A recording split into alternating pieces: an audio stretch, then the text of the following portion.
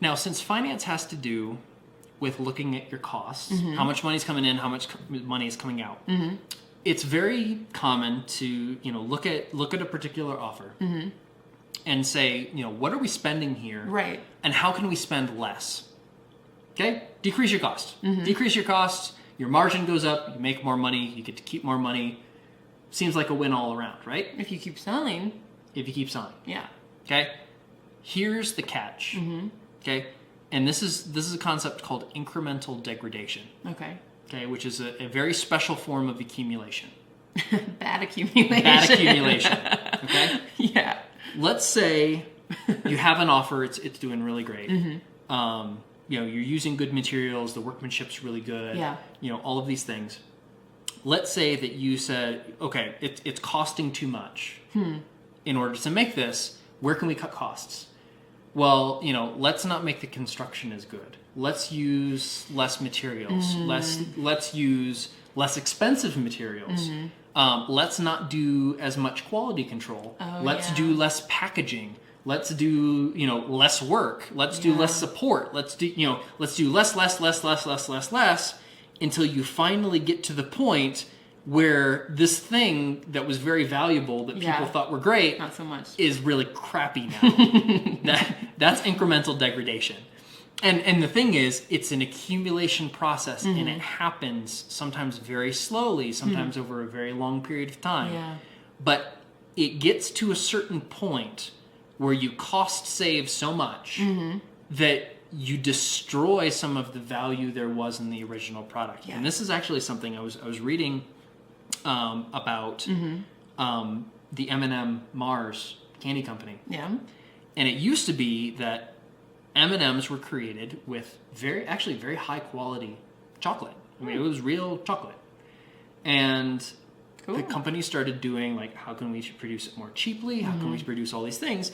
And they started taking out cocoa butter, and they started replacing it with a substance called polyglycerol polyricinocolate. Okay? Sounds horrible. It's an emulsifier, okay? So part of it is they're nasty. It was always in there for a certain in a certain amount, binding properties. Yeah, for binding and shelf stability and all that. But they started removing the chocolate stuff and putting more of this. They call it PGPR. Gross.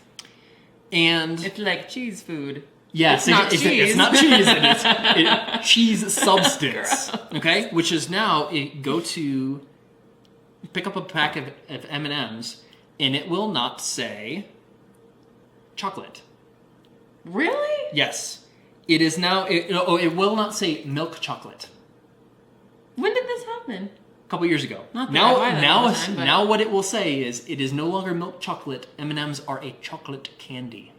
Oh, yeah. That's because the Chocolate Manufacturers Association forced them to change the name because, given the characteristics of the ingredients that were going into, it was no longer milk chocolate. It was something else. It is now a chocolate candy. Okay? And the thing is, it's changed so much that now people are starting to notice that, M&Ms really don't taste as good as they used to. And that's because the ingredient, PGPR is much less expensive than cocoa butter. And now it's funny because now M&M's is selling a, M&M's Premium.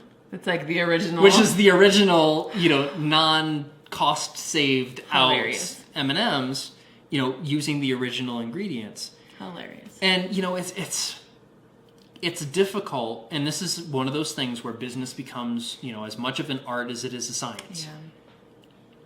Yes, you do want to save costs where you can. But don't be a schmuck. Right, don't be a schmuck. Don't destroy the value. Right. The reason that people are buying your stuff in the first place is because it's good.